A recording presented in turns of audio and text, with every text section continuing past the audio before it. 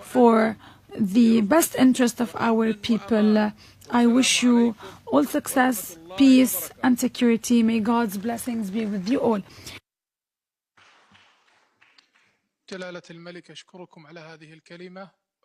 I would like to thank you, Your Majesty. I give the floor now to Imran Khan, the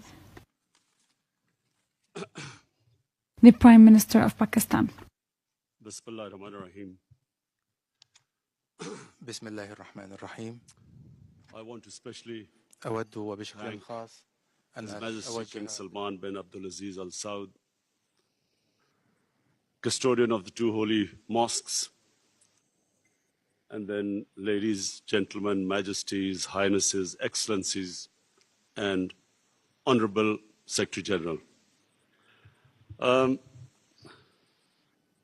always pictured that one day I would be speaking at this summit, and I always promised myself that whenever I got this opportunity, I would raise the first and foremost, the most important question about whenever in the Western countries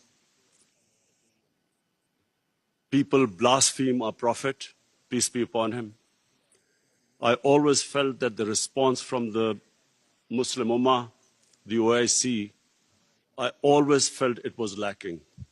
And therefore, I wanted to use this platform that the OIC owes a responsibility. Us heads of the states, we have a responsibility to the Muslim world.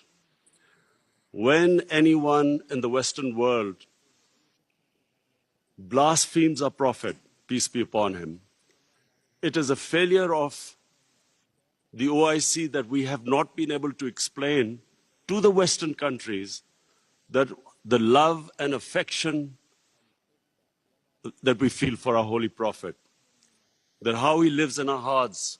It was up to us to explain to the Western people that the amount of pain they cause us when they ridicule or mock our Holy Prophet. And we must know that in the West, people do not treat religion the way the Muslim world treats Islam. We live our religion. In the Western world, they have a completely different attitude to the way they approach religion. And so therefore, on this, Mr. Chairman, I would like to say from this platform that we must, in the forums like the United Nations, forums like the European Union, we must explain to them that they cannot hurt the sentiment of 1.3 billion people under the garb of freedom of expression. The Jewish community has very successfully explained to the world that any misinterpretation of the Holocaust gives them pain. And so the Western world views Holocaust with a lot of sensitivity. But that sensitivity is lacking when they come to talking about our Holy Quran or our Prophet, peace be upon him. So I feel that this forum must take it upon itself to explain to the Western world through these forums what it means to us and how we love and respect our Holy Prophet. Secondly, the Western world has very, through ignorance, partly, and willfully, they have equated Islam with terrorism, or radical Islam with terrorism. I feel that this has done a tremendous amount of disservice to the Muslim community. Religion has nothing to do with terrorism. No religion allows killing of innocent human beings. But by doing this, two things have happened against the Muslims. Number one, it has led to Islamophobia. Whenever there is a Muslim involved in terrorism, the word Islamic terrorism or radical Islam, the moment that is referred to define terrorism, the people in the West cannot distinguish between a moderate Muslim and a radical Muslim. So the whole suspicion is raised against Muslims everywhere. This attack in New Zealand by this gunman who goes into a mosque and shoots 50 innocent people is because they cannot understand that Islam has nothing to do with terrorism. And they have this indoctrination that somehow whenever a Muslim is involved in terrorism, it's something to do with Islam. Before 9/11, 80% of the suicide terrorist attacks were by Tamil Tigers. But no one blamed Hinduism for it, and quite rightly, because religion had nothing to do with it. It was a political struggle. When the Japanese in the Second World War indulged in kamikaze pilots who blew themselves up on American ships, but no one blamed the Japanese religion for it. So this is my second point. I feel that it causes Islamophobia because we, the heads of Muslim states, have not been able to explain to the West, not powerfully enough, that Islam has nothing to do with terrorism. Political struggles have everything to do with terrorism. And the second disadvantage which the Muslim world has as a result of this, I'm afraid is that Muslim freedom struggles or Muslim freedom political struggles are delegitimized when they are termed as because of Islamic radicalism. For instance, after 9/11, the people of Kashmir have been conducting a political struggle for their freedom. But after 9/11, it was oppressed, calling it Islamic radicalism and Islamic terrorism. Similarly, the Palestinians.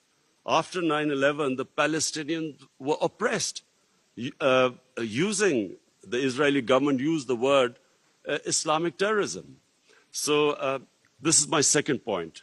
I feel that from this forum, we must take a stand. We must de-link terrorism with Islam. My third point, Mr. Chairman, is about the Muslim world not paying much attention to science and technology. We have an organization called ComStech.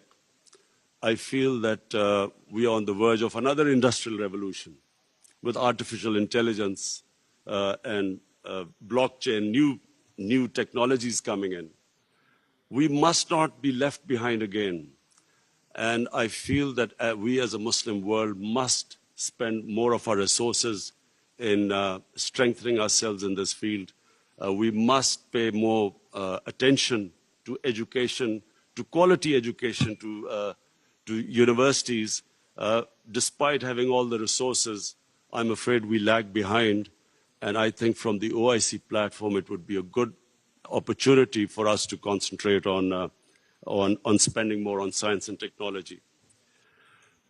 Finally, Mr. Chairman, I would like to say that this is 50 years of OIC, and we all must again reiterate that how this organization came was because of the Palestinians being deprived of their homes, their rights, their human rights, their democratic rights.